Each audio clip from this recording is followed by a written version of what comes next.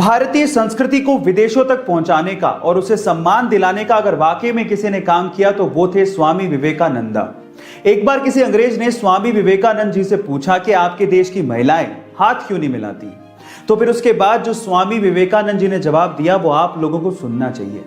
उन्होंने उस अंग्रेज से पूछा कि क्या आपके देश का कोई आम नागरिक आपके देश की महारानी से हाथ मिला सकता है। तो फिर उस अंग्रेज ने कहा नहीं, ऐसा पॉसिबल नहीं है। तो फिर स्वामी विवेकानंद जी ने पलटते हुए जवाब दिया, बस यही कारण है, हमारे देश की हर एक महिला महारानी के जैसी है और कोई आम इंसान उनसे हाथ नहीं मिला सकता।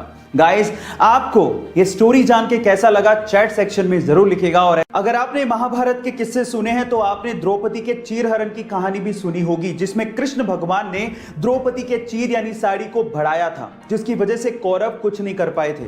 पर सवाल यह है कि कृष्ण भगवान ने ऐसा किया क्यों, तो उसके पीछे की कहानी सुनिए। जब कृष्ण भगवान ने सुदर्शन चक्र से शिशुपाल का वध किया था तो उस समय सुदर्शन चक्र की वजह से कृष्ण भगवान की उंगली भी कट गई थी।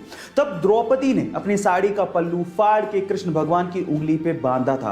तब कृष्ण भगवान ने द्रौपदी से वादा किया था कि हे द्रौपदी, तुम्हारे एक एक सूत का कर्ज हम चुकाएंगे।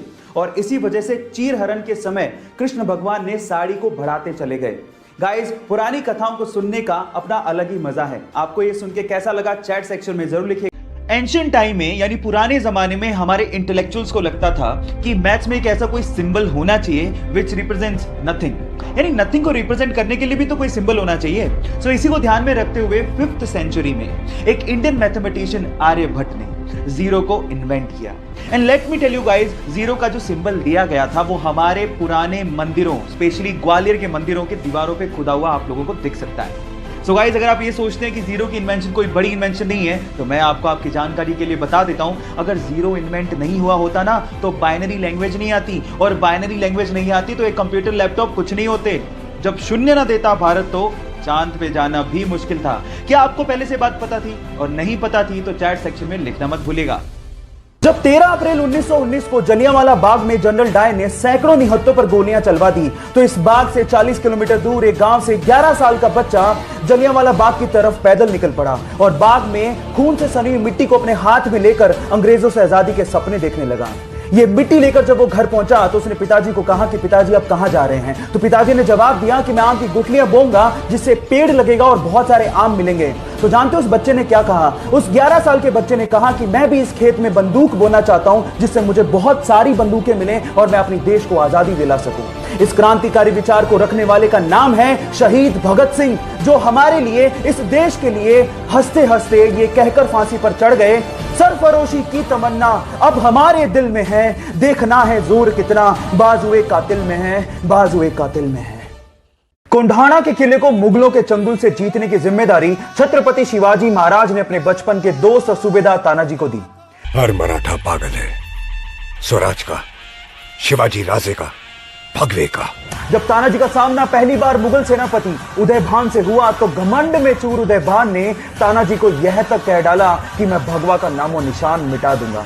तब तानाजी ने जवाब दिया कि जिस रंग को आसमान दिन में 2 बार ओढ़ता हो उसे तू क्या मिटाएगा। अपनी चतुराई और अपने पराक्रम का परिचय देते हुए तानाजी और उनकी छोटी सी सेना ने मुगलों के चंगुल से कोंढाणा जिले को जीत तो लिया, लेकिन तानाजी वीर गति को प्राप्त हो गए। तब छत्रपति शिवाजी महाराज ने कहा था, गढ़ आला पर सिंह बोला। एक बार द्रोणाचार्य अपने 5 पांडव शिष्यों के साथ जंगल से जा रहे थे। उनके साथ एक कुत्ता भी था। अचानक से वो कुत्ता धनुर्विद्या का अभ्यास कर एक व्यक्ति को देख के तेज तेज भौंकने लगा, जिससे उस व्यक्ति को विघ्न होने लगा। अब उस व्यक्ति ने धनुष बाण उठाया और उस कुत्ते पर इस तरह से वार किया कि उस कुत्ते का पूरा मुंह तीरों से भर गया, लेकिन उसे घाव तक नहीं आया। अब ये चीज देखकर द्रोणाचार्य हैरान रह गए और उस व्यक्ति से पूछा कि तुमने धनुर्विद्या सीखी कहां से? तो उस व्यक्ति ने जवाब दिया कि आप ही की प्रतिमा को गुरु मानकर मैंने सारी की सारी धनुर्विद्या सीखी है।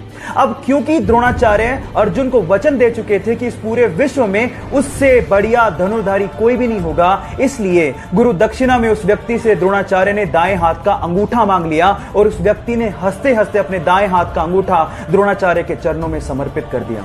जानते हैं उस शिष्य का नाम क्या था? उस शिष्य का नाम था एकलव्य।